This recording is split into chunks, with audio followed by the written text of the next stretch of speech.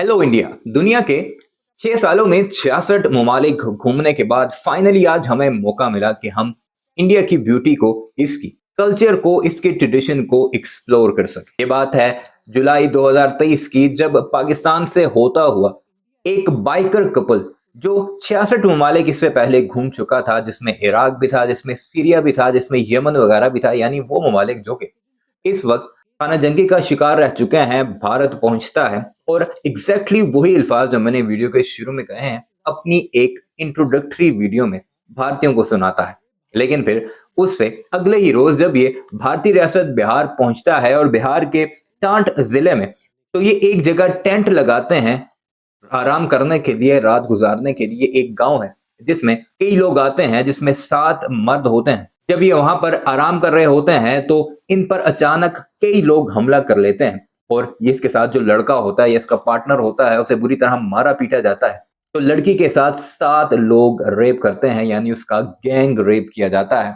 और फिर उसके बाद पुलिस को ये लोग शिकायत लगाते हैं, तो इन्हें कंपनसेशन देने के लिए $12,000 दिए जाते हैं ताकि ये अपने मुंह को बंद रखें। लेकिन ये फौरी तौर पर भारत से निकलकर नेपाल पहुंचते हैं और लड़की अपने सोशल मीडिया पर एक पोस्ट लगाती है, जिसे फौरी तौर पर यानी चंद ही घंटों में 200 मिलियन लोग दुनिया भर में देखते हैं। तो फिर उसके बाद सर्वे शुरू होते हैं भारत में उसकी रियलिटी के बारे में कि आखिर भारत में औरतों के साथ किस तरह का बर्ताव किया जाता है। तो फिर वर्ल्ड बैंक की एक रिपोर्ट आती है जिसके मुताबिक 30% वुमेन जो हैं वो दुनिया भर की, वो किसी न किसी तरह सेक्सुअली वायलेंस का शिकार होती हैं। लेकिन इसमें सबसे ज्यादा जो तादाद है वो हमारे पड़ोसी मुल्क भारत की है। उसके बाद 2022 की एक रिपोर्ट जारी की जाती है, यानी 2023 में 2022 की रिपोर्ट, जब बहुत ज्यादा ह्यूमन राइट्स का प्रेशर होता है भारतीयों के ऊपर, तो वो एक रिपोर्ट जारी करती है उसकी सरकार, जिसमें 2022 में सिर्फ एक साल के अंदर 31,500 रेप केसेस जो हैं वो उनका डेटा शो किया जाता है। यानी एक साल के अंदर इतनी लड़कियों के साथ भारत में रेप हुआ है, जो कि 90 पर डे बनता है। लेकिन फिर एनजीओ की तरफ से एक और रिपोर्ट सामने आती है कि ये सिर्फ रिपोर्ट का या जो हकीकत का 10% है, क्योंकि भारत में मोस्टली उन इलाकों में जो गांव देहातों पर मुश्तमिल है, वहां पर रेप केसेस को रिपोर्ट नहीं किया जाता। इवन के शहरों में रिपोर्ट नहीं किया जाता, गली मोहल्लों में। यानी कि पर डे तकरीबन 400 से 500 लड़कियों के साथ या तो गैंग रेप होता है या फिर उन्हें इसी तरह सेक्सुअली वायलेंस का शिकार बनाया जाता है। अब ये रेप केसेस दुनिया के हर ममालिक में होते हैं, लेकिन भारत को रेप कैपिटल ऑफ वर्ल्ड करार दिया जाता है क्योंकि उसमें सबसे ज्यादा केसेस रिपोर्ट होते हैं।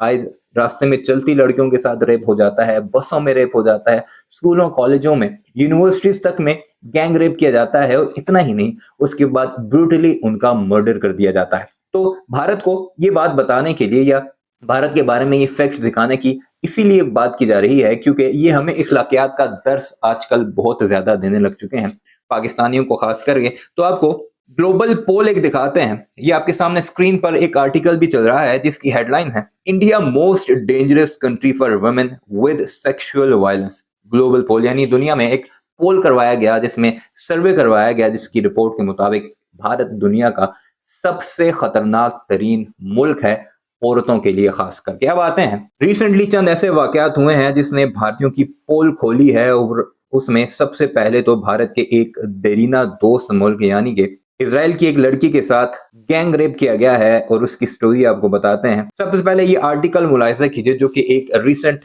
वाकये का है। 10 मार्च 2025 यानी इसी महीने की, आज से तकरीबन 8-9 दिन पहले की स्टोरी है। N Israeli women and home stay host were gang raped in southern India, police says. अब इसकी स्टोरी आपको बताते हैं। एक लड़की है इजरायली टूरिस्ट, वो इंडिया आती है, उससे एक लड़के के साथ उसका राब्ता होता है जिसके साथ वो घर शेयर करती है, यानी एज अ गेस्ट। तो फिर वो ये 2 लड़कियां यानी एक इंडियन और एक इजरायली, 3 मर्दों के साथ, जिनमें एक अमेरिकन होता है, एक जगह घूमने फिरने के लिए जाते हैं। वहां पर इन पर अटैक होता है। सबसे पहले अटैकर्स क्या करते हैं, 3 मर्दों को एक केनाल में फेंक देते हैं, उन पर तशद्दुद करके, जो कि काफी गहरी होती है, जिसमें एक शख्स की जो कि इंडियन ओरिजिन है फौरी तौर पर डेथ हो जाती है, जबकि 2 लोग जिनमें एक अमेरिकन होता है वो मुश्किल से तैर कर अपनी जान बचाते हैं। जबकि जो 2 लड़कियां बच जाती हैं जिनमें एक इजरायली टूरिस्ट होता है, उनका गैंग रेप कर दिया जाता है और बहुत बुरी तरीके से उन्हें असॉल्ट किया जाता है। ये एक स्टोरी है इजरायली वुमेन की, ये CNN की स्टोरी आपने देख ली है, इसके अलावा दुनिया भर के मीडिया ने इसे कवर किया है। अब उसके चंद ही रोज बाद एक और वाकया होता है। आफ्टर इजरायली टूरिस्ट शॉकर इन कर्नाटका, यानी इजरायली जो टूरिस्ट के साथ जो रेप हुआ था उसकी न्यूज अभी बंद नहीं हुई। British women gang rape in Delhi, one accused was her online friend. ये वाकया अभी खत्म नहीं हुआ था कि ब्रिटिश खातून को बुलाया जाता है कि हम तुम्हें घुमाएंगे फिराएंगे यहाँ पर, और गैंग रेप कर दिया जाता है उसका। और उसके बाद की न्यूज बीबीसी की जरा मुलाहिजा कीजिए। Tourist leave India temple town after gang rape murder. ये भी 10 मार्च की स्टोरी है, यानी वो जो गैंग रेप हुआ था जिसमें 2 लड़कियों का तो रेप हुआ था, एक जिसमें इजरायली थी, उसके बाद उन लोगों को किनाल में फेंक कर एक को कत्ल कर दिया गया था। मारने की कोशिश तो तीनों को की गई थी, लेकिन स्विमिंग आने की वजह से 2 बच गए थे। तो उसके बाद क्या हुआ, टूरिस्ट लीव इंडिया, यानी जो टूरिस्ट हैं वो खौफजदा है और भारत को छोड़ने की कोशिश कर रहे हैं और यहाँ से भाग रहे हैं। अब इस सारे मामले की वजूहात क्या हैं? क्या वो बहुत ज्यादा डेस्परेट हैं भारतीय कि उनसे रहा नहीं जाता कि जहां कोई लड़की देखी उसका रेप कर दिया? ये भी एक रीजन है।